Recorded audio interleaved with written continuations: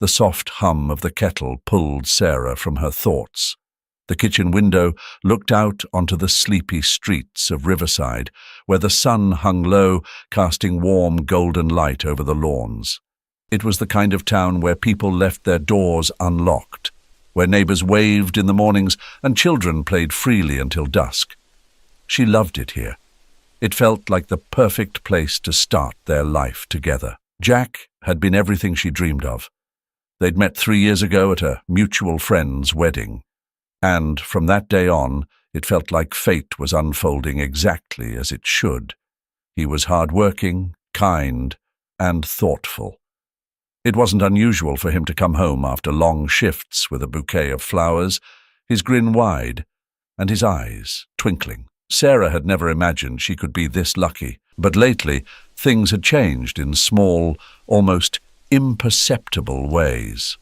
Jack still smiled, still kissed her on the forehead when he left for work, but there was a distance she couldn't quite put her finger on. He no longer stayed up late to talk about their future, the dreams of building a family they once shared. Instead, he'd sit at the table, poring over bills and muttering about expenses. Sarah glanced at the calendar hanging above the sink. 8 weeks pregnant. They hadn't told anyone yet, wanting to wait until they were sure, but the signs were becoming more obvious every day. She smiled to herself, pressing a hand gently to her abdomen, as if she could already feel the baby growing inside. The front door opened with a soft click, and Jack stepped in, shrugging off his coat. His face, usually bright when he saw her, looked tired, lines of frustration tugging at his features. "Hey," he muttered, dropping the coat over the back of the chair. "Anything for dinner?" Sarah hesitated. "I was going to make something, but I've been feeling a little nauseous today. Maybe we can order in." Jack didn't answer at first. He ran a hand through his hair, letting out a long sigh. "I guess I'll figure something out then." There it was, that subtle shift. She could feel the tension, the way his movements seemed heavier now. Jack wasn't a man who liked surprises, and this pregnancy, though wanted, had clearly unsettled him. "How was work?" she asked, trying to ease the air between them. "Busy," he replied, opening the fridge and staring into it. "The guys are working overtime, and it's cutting into my evenings." Sarah bit her lip. "I could start teaching more hours once the baby comes. Maybe that would help a little with the finances." Jack closed the fridge, his jaw tight. "No, I've told you before. I'll take care of it. We don't need you stressing out about money. Just focus on the baby." She nodded, but couldn't shake the way his words seemed to carry a weight they hadn't before. He had always been protective, but lately it felt more controlling than caring. She glanced down at her hand, noticing how her fingers absent-mindedly traced the outline of the ring on her finger. Jack wasn't wrong. They didn't need the extra money right now, but his insistence on handling everything on his own was starting to worry her. Later that night, as Sarah sat in bed with a book resting in her lap, she listened to the sound of Jack moving around downstairs. The creak of the floorboards, the quiet clink of dishes in the sink. He wasn't angry, not exactly. He was simply distant. When he finally came upstairs, he didn't say much. He slipped into bed beside her, pulling the covers up, without a word. "You okay?" she asked, her voice soft in the quiet room. "Yeah, just tired. Don't worry about it." But she did worry. She worried about the long hours he was putting in, the way he barely looked at her anymore, how he always seemed lost in thought. She missed the Jack who would wrap his arms around her after a long day and talk about everything and nothing. The Jack who laughed at their plans for the future, who seemed as excited about the baby as she was. Turning off the bedside lamp, Sarah lay back, staring up at the ceiling. The warm glow of Riverside's streetlights filtered in through the curtains, casting soft patterns across the room. She tried to shake off the unease gnawing at her. It was probably just the hormones, she told herself. The pregnancy was making everything feel more intense. Jack would come around. He just needed time. Jack's laughter used to fill the house. It wasn't loud or overbearing, but it had a way of making the walls feel less empty. Now, that sound was rare. The house itself seemed quieter, heavier. Sarah could feel it in the way the floors creaked under her feet as she moved around, folding clothes, adjusting pillows, rearranging the nursery. She told herself it was just the pregnancy that made her hyper-aware of everything. The sounds, the silences, the spaces Jack no longer filled. But deep down, she knew something had changed. It started small. Jack would come home later than usual, shrugging off his coat with a distracted grunt instead of the warm greeting he used to offer. Sarah had asked him once, during dinner, if something was wrong. He had looked up from his plate, barely meeting her eyes, and said, "Work's just busy, Sarah. Don't worry about it." That was weeks ago. Now it wasn't just late nights. It was the way he avoided her questions about the baby, how he seemed to disappear into his own thoughts, leaving Sarah feeling more alone than ever.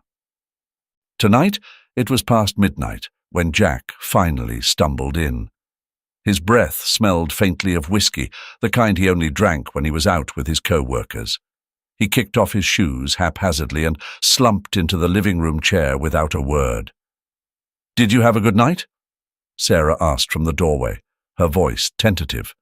She could hear the quiet tension in her own words, like she was stepping carefully around an unseen minefield. Jack leaned back, rubbing his temples. "Yeah, fine."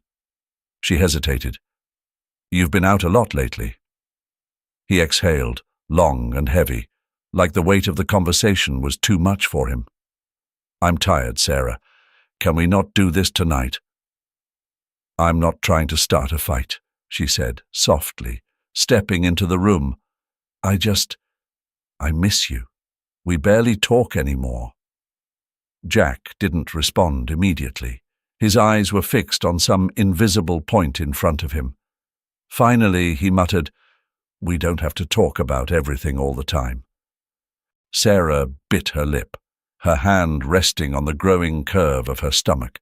She could feel the baby moving, a subtle flutter under her skin. "It's not about everything. It's about us, Jack, and the baby. I feel like you're not here anymore." He flinched at the mention of the baby, a small gesture, but enough to confirm what Sarah had suspected. Jack didn't say anything, just ran a hand through his hair and stood up. "I'm going to bed." He brushed past her, the faint smell of alcohol lingering in the air as he disappeared down the hallway. Sarah stood there for a long moment, listening to his footsteps fade. The house felt impossibly quiet again. In the weeks that followed, Jack's detachment only grew. When Sarah had excitedly brought up decorating the nursery, he had barely looked up from the newspaper. "Do we really need all this stuff? Half of it's unnecessary," he'd muttered. His words stung, but Sarah had let it go, convincing herself that it was just his way of dealing with the stress of impending fatherhood. She had gone ahead and decorated the nursery anyway, painted the walls a soft, pale blue, and hung small clouds on the ceiling. It had been the one thing that made her feel connected to the baby, to the future she was desperately trying to believe in. But when Jack saw the finished room, he'd simply shrugged, muttering something about wasting money. The baby's crib stood by the window now, bathed in the soft glow of the afternoon light.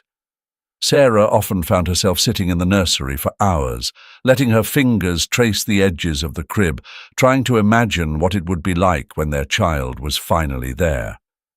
It was in this room, more than anywhere else, that the gap between her and Jack felt widest. Jack, on the other hand, had begun retreating more and more into himself. His phone buzzed constantly with messages from his co-workers. He'd spend hours in the living room scrolling through news on his laptop, barely looking up when Sarah passed by. Conversations about the baby were always brief, with Jack offering curt, dismissive responses. One evening, as Sarah made dinner, the sound of Jack's car pulling into the driveway filled her with an odd sense of dread. He walked in, dropped his keys on the counter and said, "I'm going to need to stay late again tomorrow. Don't wait up." Sarah turned to him, trying to mask her disappointment. "Can we talk about the baby's name tonight at least? We haven't—" Jack sighed, cutting her off. "Can't we deal with that later? It's not like the kid's coming tomorrow." The sharpness in his tone made her pause. She set the spoon down on the counter, wiping her hands on a dishcloth.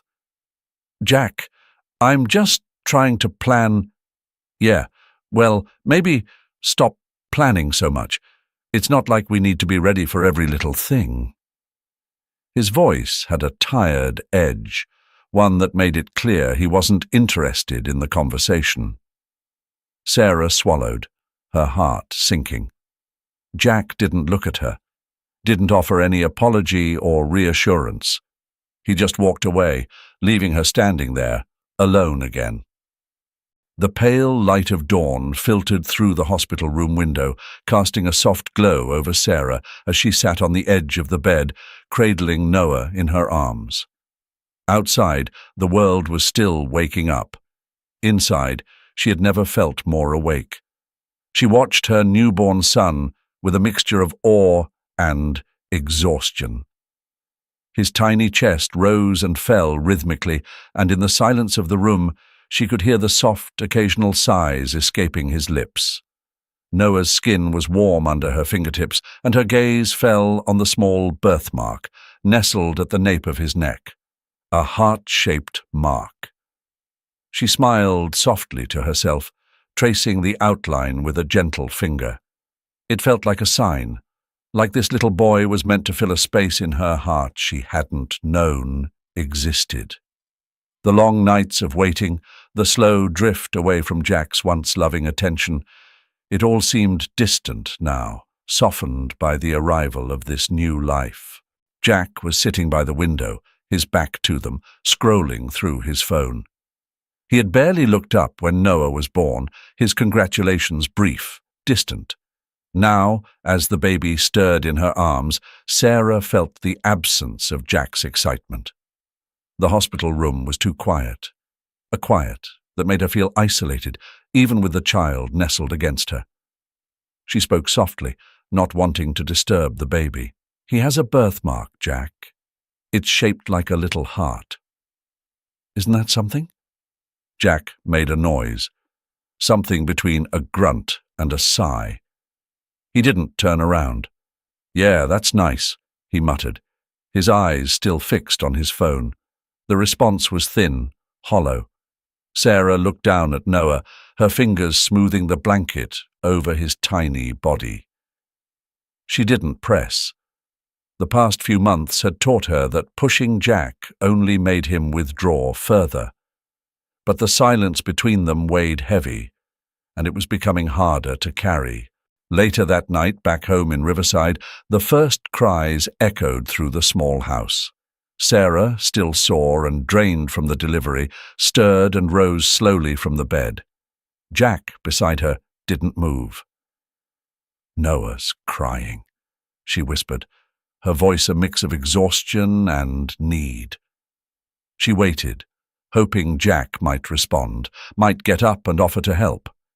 He groaned, rolling over without opening his eyes.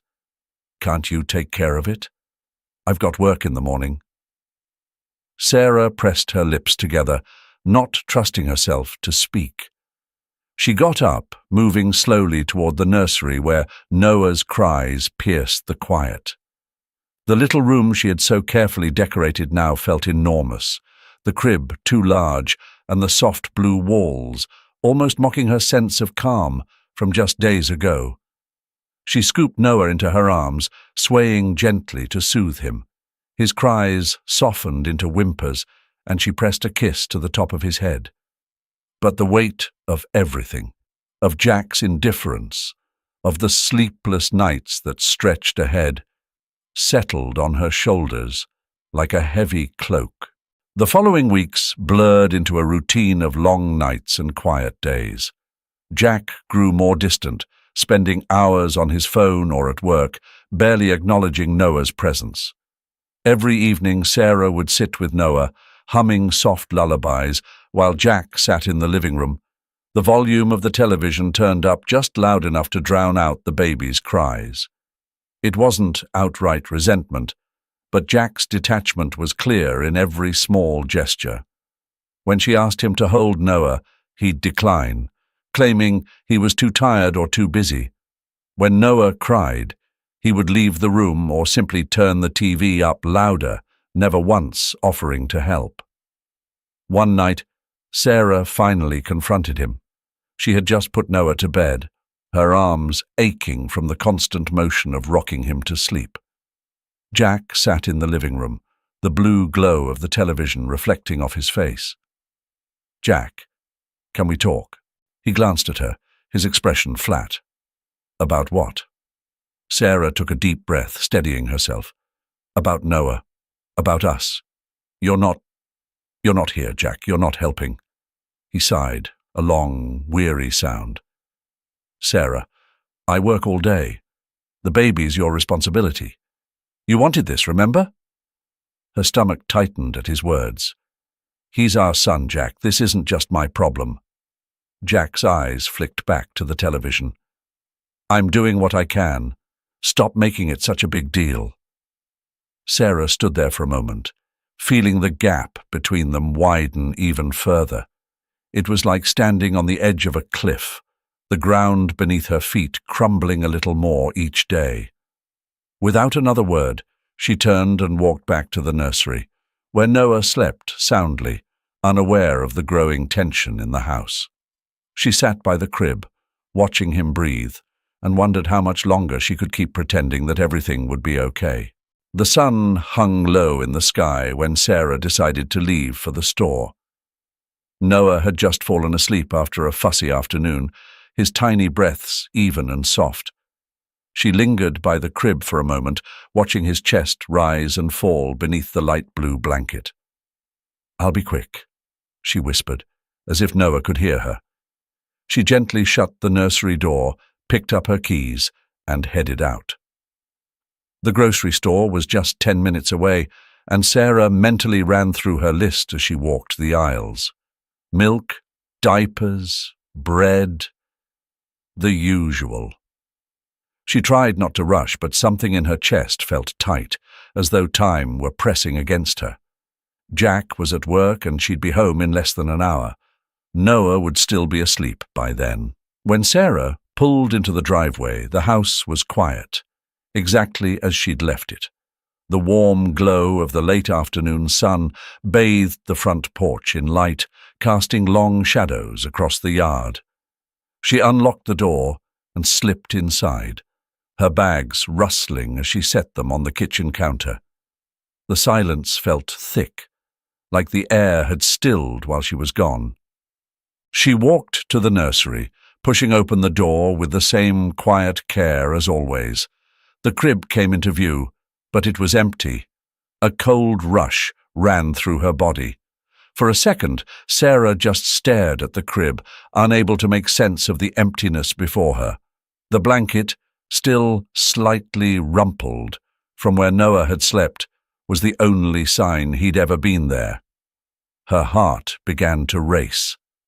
"Noah!" she called out, barely above a whisper, her voice shaky. She quickly scanned the room, her eyes darting from corner to corner, searching for something, anything, that would explain where her baby had gone.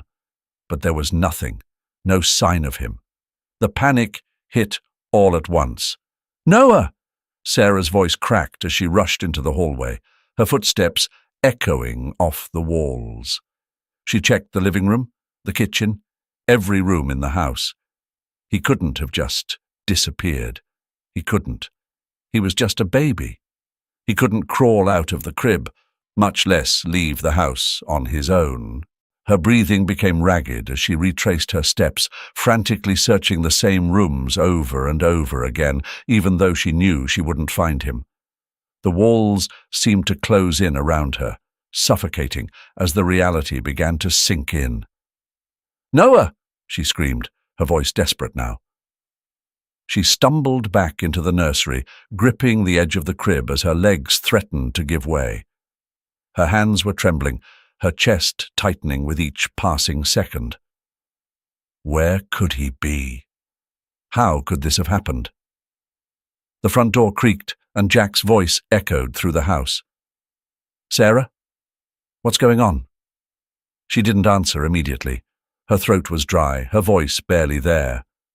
When she finally spoke, it came out in a choked whisper. "Noah's gone." Jack appeared in the doorway, his eyes narrowing in confusion. "What do you mean, gone? He was just here." "I don't know." Sarah's voice cracked and tears welled in her eyes. "I went to the store, and when I came back he wasn't here. I've looked everywhere, Jack. He's gone." Jack's face hardened as the weight of her words hit him. He scanned the room, checking behind the crib, as though expecting Noah to be hiding somewhere Sarah had missed.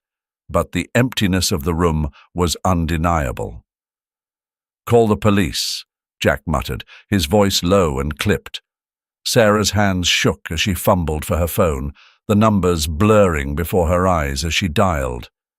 Jack stood rigid, pacing the room with clenched fists, glancing around like he could force Noah back into existence with sheer will. The police arrived not long after. They questioned Sarah and Jack, combing through the house for any sign of the baby. But there was nothing. No broken window, no forced entry. Just an empty crib and two parents, standing in shock. In the days that followed, the house seemed to grow colder, quieter. Jack, once frantically concerned, became distant. At first he stayed home from work, checking in with the police, asking questions. But as the days dragged on with no sign of Noah, his patience wore thin.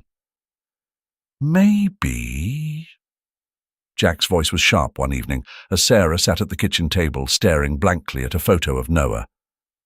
"Maybe it's time we accept that he's not coming back." Sarah shot him a look, disbelief and anger twisting in her chest. "How can you say that? He's our son." Jack's eyes were hard, his jaw tight. "He's gone, Sarah." But Sarah couldn't. She wouldn't. Noah was out there somewhere, and she would find him, no matter how long it took. The sun was already low when Sarah trudged through the front door, her shoulders sagging with the weight of another day spent cleaning houses in Maplewood. Her hands, raw from scrubbing floors and polishing windows, shook slightly as she set her bag down by the entrance. The house was quiet, save for the faint hum of the refrigerator. It always was now. She took a deep breath, bracing herself for what she knew was coming. Jack would be back soon, smelling of whiskey and slurring his words. It had been years since Noah disappeared, years since Sarah had felt anything but the gnawing ache of loss. Every day she woke up hoping that today would be different, that maybe this would be the day Jack came home sober, the day he asked her how she was doing, the day he showed any sign of the man she had once loved. But that man was long gone, buried under layers of alcohol and anger. The door slammed open, startling Sarah. Jack stumbled in, his eyes glassy, a crooked grin on his face. "Hey," he slurred, leaning heavily on the doorframe. You home late?" "Work ran over," Sarah said quietly, avoiding his gaze as she moved toward the kitchen. She grabbed a dishcloth, her hands shaking as she wrung it out. "I can make you something to eat if you want." Jack waved a dismissive hand, his unsteady feet taking him toward the couch. "Don't bother. I'm not hungry." Sarah watched him from the kitchen, her heart heavy as he collapsed onto the couch. He hadn't eaten much in days, surviving mostly on whiskey and whatever snacks he could find.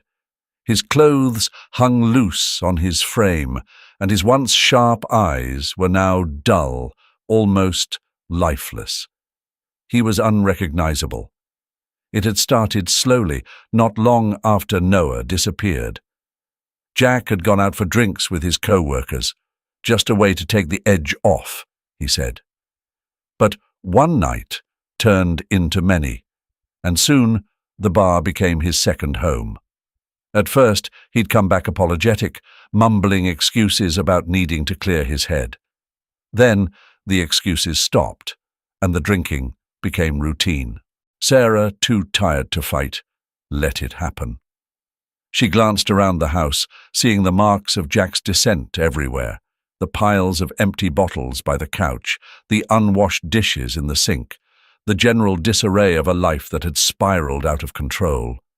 She cleaned as much as she could in the mornings before heading off to work, but there was only so much she could do.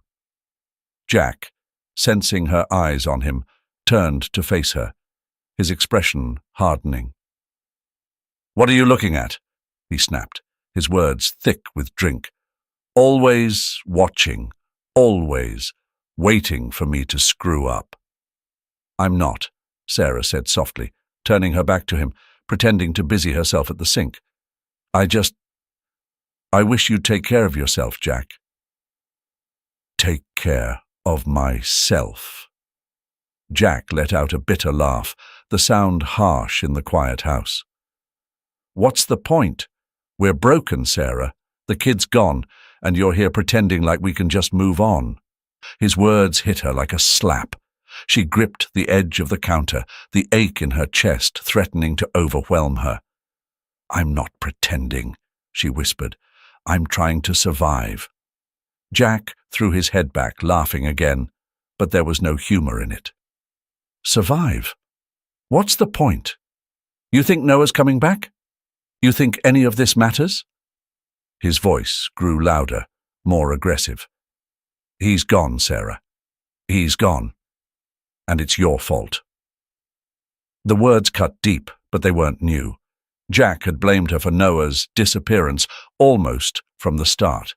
Every time the police came up with nothing, every time a search party returned empty-handed, Jack's anger would flare, and the accusations would fly.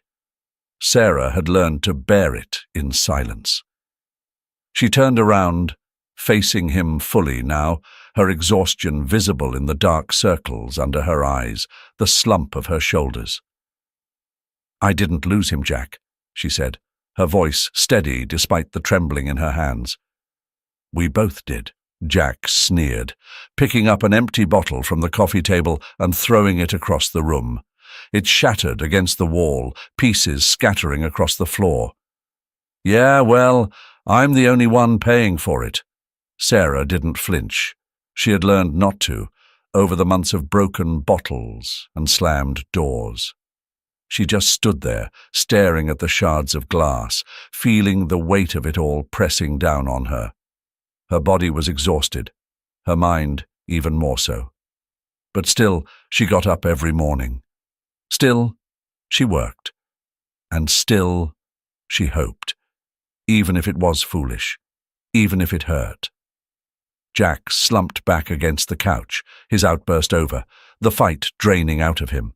His head lolled to the side, and within minutes he was asleep, snoring softly. Sarah stood in the kitchen staring at the broken glass, wondering when, if ever, things would change. But deep down she already knew the answer. The morning had started like any other. Sarah was in the kitchen, scrubbing dishes from the night before, her mind far away from the task at hand. The silence in the house had become its own kind of companion, oppressive but familiar. Jack had been in and out of the living room, grumbling under his breath. Another hangover, another argument waiting to happen, she thought. Then she heard the crash. The sound of something heavy hitting the floor sent her rushing into the living room. Jack was lying there, his body twisted awkwardly, one hand clutching his side, his face contorted in pain. "Jack!" she shouted, dropping to her knees beside him. His eyes were squeezed shut, his breathing shallow. He tried to speak, but couldn't get the words out. Panic gripped her. "Stay with me, Jack," she said, fumbling for her phone to call 911. The dispatcher's voice was a blur, instructions coming too fast for her to process fully. All she knew was that Jack needed help, and he needed it now. The minutes between the call and the ambulance's arrival felt like an eternity. Sarah hovered over Jack, her hands shaking as she tried to comfort him. His skin was clammy, his breathing ragged. She had never seen him like this. So vulnerable, so small. When the paramedics finally arrived, they lifted Jack onto a stretcher, their movements swift and practiced. Sarah followed them out, her heart pounding as they loaded him into the back of the ambulance. The ride to the hospital in Newport was a blur of flashing lights and muted sirens. Jack lay unconscious, his face pale and drawn. Sarah sat beside him, her hand gripping the edge of the stretcher, feeling utterly powerless. She had hated him for so long, for the drinking, for the distance, for the cruel words that had chipped away at her soul. But in that moment, all she could think about was keeping him alive. At the hospital, they rushed Jack into the emergency room. A nurse directed Sarah to the waiting area, but she couldn't sit still. She paced the sterile hallway, her mind racing. The hours they spent together, the years of hurt and disappointment, all seemed to collapse into this single moment. She wanted to scream, to cry, to run, but instead she waited. Finally, a doctor emerged. His white coat was crisp, his expression serious. "Mrs. Thompson?" he asked, glancing at the clipboard in his hands. Sarah stepped forward, her voice barely steady. "Yes, that's me." "I'm Dr. William," he said, extending his hand briefly. "Your husband has suffered acute kidney failure. His condition is critical. We're stabilizing him now, but he'll need a kidney transplant to survive." The words hit her like a punch to the chest. "A transplant?" she repeated, her voice faint. Dr. William nodded. "Yes, he won't make it without one." Sarah felt the weight of the world settle onto her shoulders. Jack had been cruel, distant, and reckless, but he was still her husband. She couldn't just let him die. "What do we do?" she asked, her throat tightening. The doctor's face softened, as if he understood the enormity of the decision before her. "We'll need to find a compatible donor. We'll run tests on his family members. It's a race against time, but we'll do everything we can." Sarah nodded, numb. "Can I see him?" Dr. William gestured toward the room down the hall. "He's stable for now. You can sit with him." The room was cold and sterile, the soft hum of machines the only sound. Jack lay still in the bed, tubes running from his arms, his chest rising and falling with labored breaths. He looked fragile, a far cry from the angry, belligerent man who had once thrown dishes and slurred insults in this very home. Sarah sat beside him, her fingers brushing against his hand. It was limp, lifeless. She couldn't bring herself to let go. Hours passed, but Sarah stayed, her eyes heavy with exhaustion. The bags under her eyes told the story of sleepless nights, of long days cleaning houses in Maplewood, of caring for a man who had stopped caring for himself and for her long ago. But she stayed. Even with the bitterness lodged deep in her chest, she stayed. Not because she wanted to, but because, despite everything, she couldn't walk away. Not now. As the night wore on, Sarah leaned her head against the edge of the bed, her grip on Jack's hand tightening. The room was quiet, save for the rhythmic beeping of the machines. She closed her eyes, the weight of it all finally pressing down on her, suffocating her thoughts. He was still her husband. And despite the pain, she wasn't ready to say goodbye, not yet. Dr. William stood just outside the hospital room, observing the scene through the small window in the door. Inside, Sarah sat by Jack's bedside, her fingers lightly grazing the back of his hand. The machines beeped steadily, but the weight in the room was unmistakable. Jack, a man who had caused so much suffering, lay motionless, a shell of his former self. Yet Sarah remained, silent, vigilant, never leaving his side. There was something about the way she held herself, exhausted, yes, but resilient, that stirred something deep in William. He had seen families in this position before, watching loved ones suffer. But this was different. There was a quiet anguish in Sarah's eyes, a deep, unspoken pain that seemed to transcend her immediate circumstances. It wasn't just the weight of Jack's illness.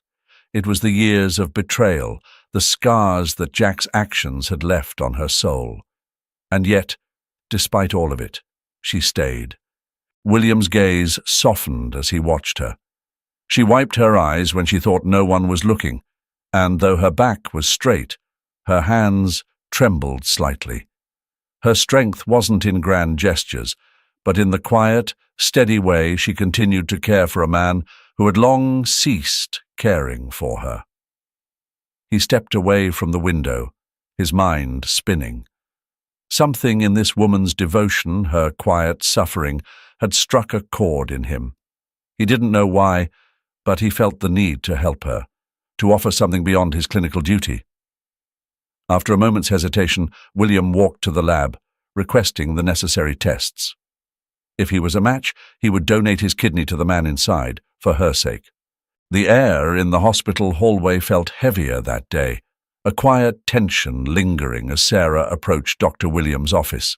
She had asked to meet with him after hearing the news. He was a match for Jack, willing to donate his kidney to save her husband's life. The decision had left her both grateful and bewildered.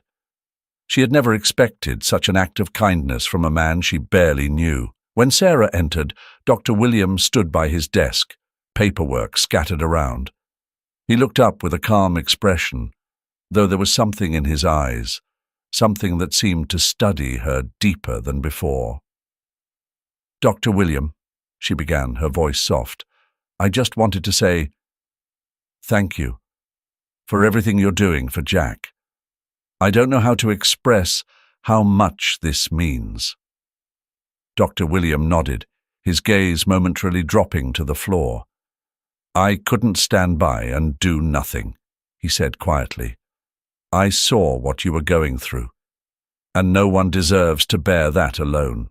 His words were simple, but they carried a weight that Sarah felt deep in her chest.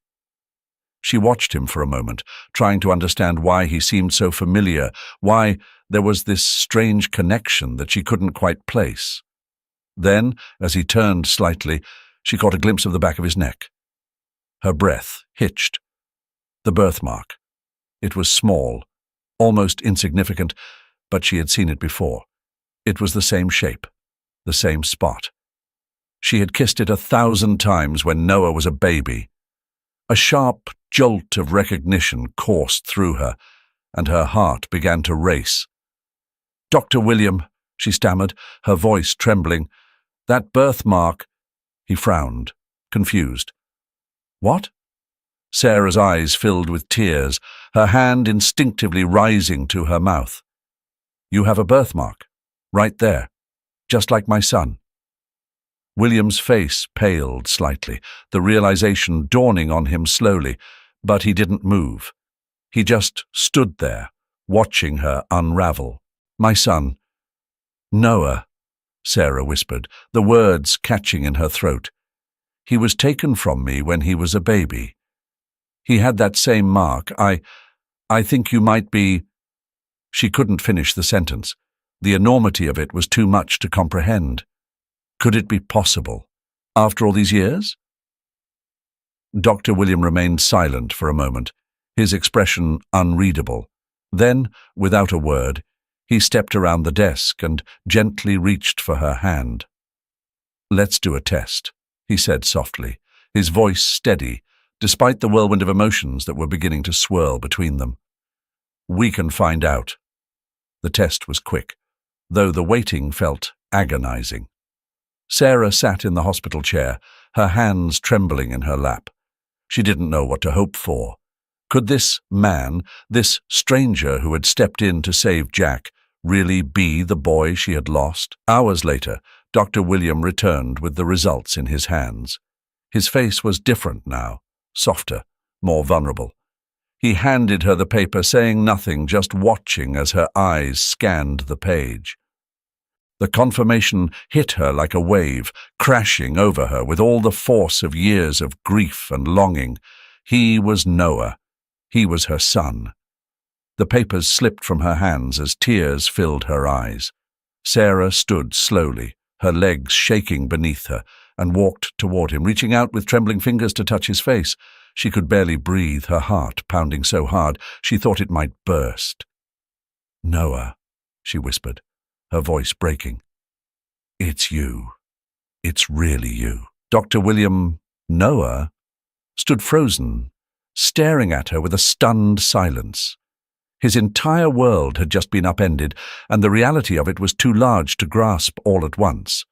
He didn't say anything at first, just looked into her tear-filled eyes, his own emotions too raw to form words. Sarah's hands trembled as she gently cupped his face, her touch light as though she were afraid he might disappear. And then, in a rush of overwhelming relief, she pulled him into her arms, holding him tight against her, sobbing softly into his shoulder. Noah hesitated for only a moment before his arms wrapped around her, tentative at first, then tighter as the truth settled in. His breath shook, and he held her as though trying to make up for all the years lost between them. They stayed like that for a long time, wrapped in each other's arms, the world outside falling away. There were no words that could capture the depth of their reunion, no explanations that could mend the broken years. But in that quiet, powerful embrace, mother and son were finally whole again. Jack awoke to the sterile smell of the hospital room, his body aching and heavy from the surgery. His mind was groggy, but the steady beeping of machines tethered him to the present. He blinked, trying to make sense of his surroundings, when Sarah's face came into view, sitting in the chair beside his bed, her expression unreadable. "How are you feeling?" she asked, her voice distant, almost mechanical. He swallowed, his throat dry. "Like hell," he rasped, wincing as he shifted on the bed. "What happened?" For a moment, Sarah didn't respond. She glanced at the floor, her fingers playing with the edge of the hospital blanket. The transplant was successful. Dr. William, he was a match. He donated his kidney, and he is your son. Jack froze. The words hung in the air like a weight pressing down on him. Dr. William, his son, their son. The realization hit him like a punch to the gut, his breath catching in his throat. "Noah." His voice trembled, the guilt gnawing at him from the inside. Sarah didn't move, didn't meet his eyes. "Yes, he gave you a part of himself to save your life," she said quietly, the bitterness in her tone barely masked. Jack's chest tightened. He could feel the guilt rising, the dark, suffocating shame that had haunted him for years. He'd spent so long hiding from the truth, burying it deep under layers of anger and denial. But now, there was no escaping it. Not when the boy he had abandoned, left to die, had unknowingly saved him. He felt his hands tremble, his voice weak. I need to tell you something, Sarah." She remained silent, her gaze still fixed on the floor. Jack struggled to sit up. The pain from the surgery, nothing compared to the agony of what he was about to confess. He couldn't avoid it any longer. Not after this. "It was me," he whispered, his voice breaking. "That night, when Noah disappeared. I was drunk. I didn't want a kid, Sarah. I thought it would ruin everything. His voice caught in his throat, his words turning into a broken gasp. "I took him. I carried him out to the street. I threw him into the storm drain."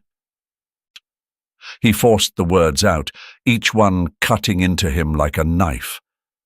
"I left him there, Sarah. I left our son to die." The silence that followed was suffocating. Jack couldn't bring himself to look at her, his shoulders hunched as though trying to shrink away from the weight of his guilt. He could hear her breathing, slow and steady, but the silence between them was louder than any scream.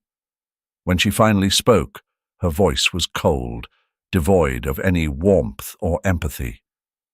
"You threw our son away." Jack flinched, his heart pounding in his chest. "I was drunk," he stammered, desperate to explain, to make her understand. "I wasn't thinking. I've regretted it every single day since.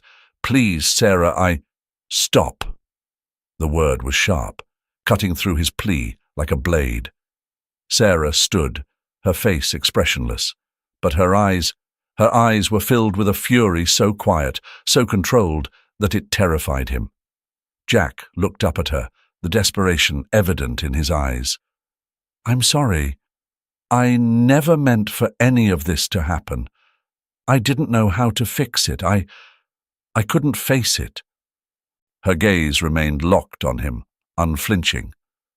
"You took away our child because you were scared," she said, her voice trembling with rage. "You left him to die like he was nothing. And now you want forgiveness?" Jack's breath hitched, his heart pounding in his chest. "Please, Sarah," he whispered, his voice breaking. "I'm begging you." But Sarah didn't respond. She stood there, her expression unreadable, her hands clenched at her sides. The fury, the betrayal, it was all there, simmering beneath the surface. She stared at him for a long moment, her chest rising and falling with each breath. Then, without another word, she turned and walked toward the door, her footsteps echoing in the sterile hospital room. Jack watched her go, his body trembling, the weight of his confession crashing down on him like a tidal wave. The door clicked shut, and Jack was left alone with his guilt, the sound of his own shallow breaths filling the empty space. Sarah walked out of Jack's hospital room, her legs unsteady, her mind racing. The air felt heavy, suffocating, as she replayed Jack's confession in her head, the night he'd thrown their son into the storm drain, leaving him to die. She needed space, needed to breathe, but more than anything, she needed answers. She found herself walking down the long corridor toward Dr. Williams' office. Noah. He was Noah, her son, the man who had unknowingly saved Jack's life. How had he survived? Who had saved him after Jack's monstrous act? Dr. William looked up as she entered, a soft frown crossing his face. "Mum, what's wrong?" She sat down heavily in the chair across from him, her hands trembling. "I know what Jack did," she whispered, her voice barely holding steady. "He confessed about Noah, about abandoning him." William's face darkened, but he stayed silent, letting her continue. "How did you survive?" she asked, her voice breaking. "How did you make it through that night?" William exhaled slowly, leaning back in his chair. "It's a strange story," he began, his voice soft. "I don't remember much about that night, but what I do know is that I wasn't alone. There was a woman, an older woman, poor, living on the edge of town. She saw Jack that night. She saw what he did." Sarah's breath caught in her throat. "What?" William nodded. "She couldn't believe what she was seeing, but she acted. She pulled me from the drain, took me home, and cared for me like I was her own. She didn't have much, but she gave me everything she could. She didn't report it because, well, she was scared. Scared of the authorities, scared of losing me. Tears welled up in Sarah's eyes.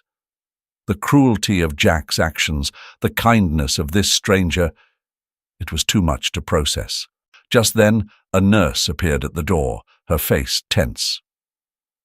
"Dr. William," she said urgently, "Jack is showing signs of transplant rejection. You need to come right away." William stood immediately, his face hardening. Sarah remained frozen in her chair, the weight of everything pressing down on her. Jack was dying, and yet here was her son, alive, standing before her because of the kindness of a stranger. Life had a cruel way of circling back. Jack's body lay still, the machines around him silent. The nurse had disconnected them minutes before, and now the room felt unnaturally quiet. Sarah stood at the foot of the bed, staring at the lifeless form of the man she had once loved.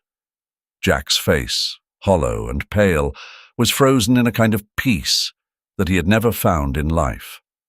His death felt inevitable, a final consequence for the pain he had caused, the betrayals that had fractured their lives.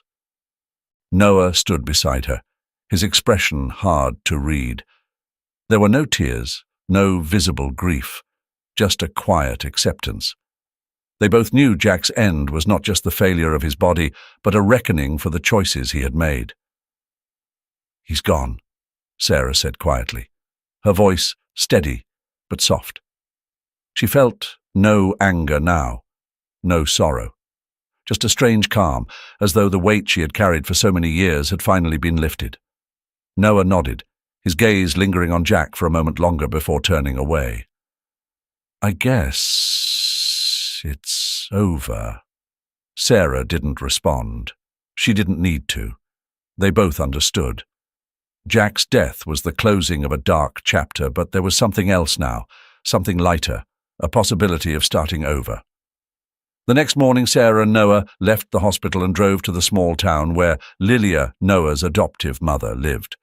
It was a modest place, the kind of town where everyone knew everyone else, where small acts of kindness went unnoticed because they were simply expected. Lilia's house was simple, with a faded wooden porch and a garden that had been lovingly tended. Sarah had never met the woman who had saved Noah's life, but she felt a deep gratitude to her, a gratitude she didn't know how to express.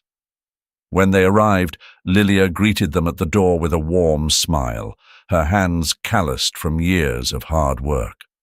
She was older now, her hair streaked with grey, but there was a light in her eyes, a kindness that radiated from her.